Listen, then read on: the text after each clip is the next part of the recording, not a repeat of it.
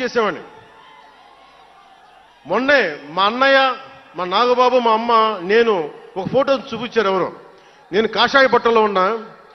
మా అన్నయ్య, మా పెద్దన్నయ్య, మా చిన్నయ్య, మా పెద్దన్నయ్య, మా అమ్మ నవ్వుతూ ఉన్నారు. నేను ఈ ఫోటో ఎలా పెట్టానంటే, ఏంటి జీవితం, వైరక్తి వైరాగ్యంతో ఉండేవాడు. అంటే నేను నా ధర్మం మీద నాకు అంత గౌరవం. సో నాకు మీరెవరూ కొత్తగా సర్టిఫికేట్లు ఇవ్వాల్సిన అవసరం లేదు. నేను మీకు ప్రూవ్ చేసుకోవాల్సిన అవసరం అంతకంటే లేదు. అంటే చిన్నప్పుడు ఎలా ఉండేయంటే పరిస్థితులు, ఏదైనా మాట్లాడదాం వీళ్ళందరితో అంటే సడన్ గా నువ్వు తిరుపతి లడ్డూలు కల్తీ అయిపోతే నువ్వు ఎర్ర బట్టలు వేసుకొని ఇవన్నీ మాట్లాడుతున్నావు అంటే, నేను చెప్పండి మీరు ఇప్పుడు దాకా 219 టెంపుల్స్, 219 టెంపుల్స్ అపవిత్రం చేస్తే, మన అంతర్వేది రథాన్ని తగలబెడితే నేను వచ్చిండొచ్చు కదా. రామతీర్థంలో రామచంద్రుల వారి విగ్రహాన్ని తల నరికేస్తే నేను బయటకు వచ్చి గోల చేసి ఉండొచ్చు కదా. ఎందుకు స్టేట్మెంట్గా పరిమితం అయ్యాం? చిన్నప్పటి నుంచి మా ఇంట్లో రామనామ జపం ఉండేది. మా నాన్న ఉమ్మడి కమ్యూనిస్ట్ పార్టీ సభ్యుడు, ఎథీస్ట్ ఒకప్పుడు, టీన్స్లో 20లో. ఆయన మరి ఎలా మారిందో మనసు తెలియదు కానీ విపరీతం రామభక్తుడు అయిపోయాడు. నేను పుట్టేటప్పటికి మా ఇంట్లో ఎప్పుడూ రామనామమే ఉండేది. ఆ రామనామాన్ని జపిస్తూనే నాకు జబ్బు వచ్చినా మా నాన్న రామనామం చెప్పేవాడు. అలాంటి రామనామం జపించే మాకు రాముడి విగ్రహం తల నరికేస్తే కోపం రాకూడదంటారేంటి మీరు?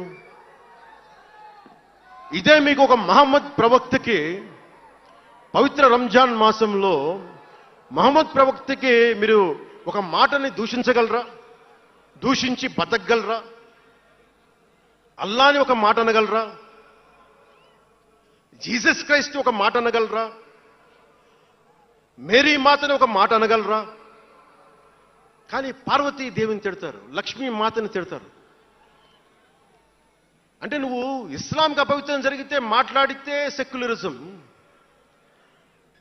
జగన్మాతకి కానీ, పార్వతీదేవికి కానీ, శివుడికి కానీ, రాముడికి కానీ, అయ్యప్పకి కానీ అపవిత్రం జరిగితే మా మనోభావాలు బాధపడకూడదు, గాయపడకూడదు, నోరు మూసుకొని కూర్చోవాలి.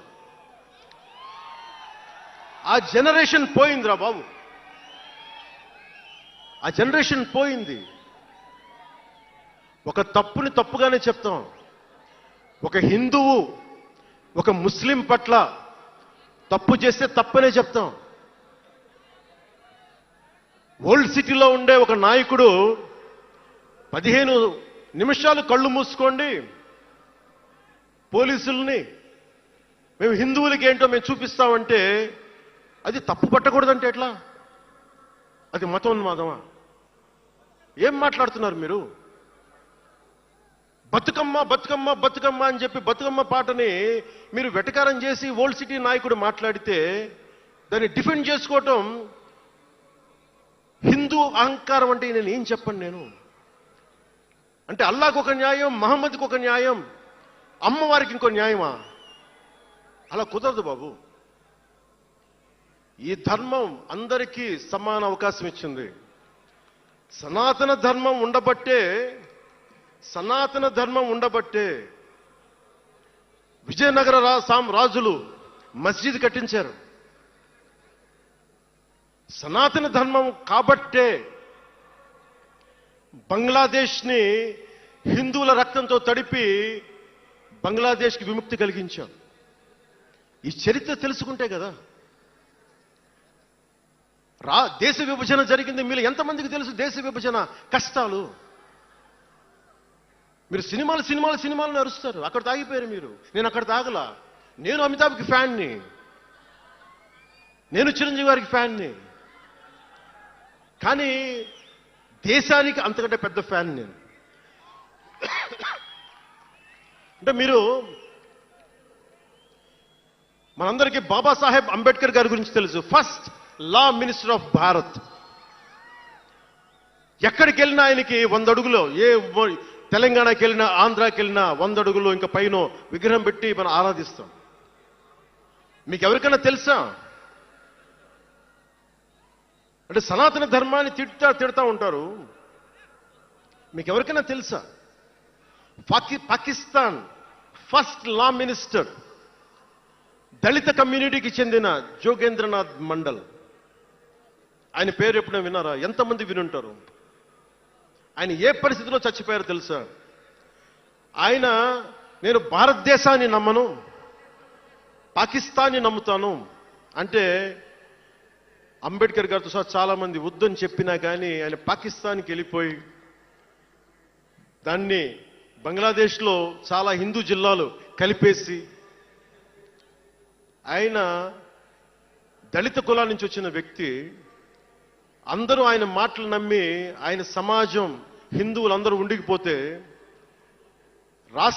దేశ విభజన తర్వాత జరిగిన గొడవల్లో దాదాపు ఆయన కుటుంబంలో బంధువులందరినీ ఊచకోతకొచ్చి చంపేశారు. పాకిస్తాన్ లా మినిస్టర్గా వెళ్ళిన వ్యక్తి భారతదేశానికి తిరిగి కాందీసుకుడుగా వచ్చి చనిపోయారు ఆయన. అంటే ఏం చెప్తున్నది ఇది? 10-12% ఉండే హిందువులు పాకిస్తాన్లో, 10-12% ఉండే హిందువులు ఉండే పాకిస్తాన్లో, బలూచిస్తాన్లో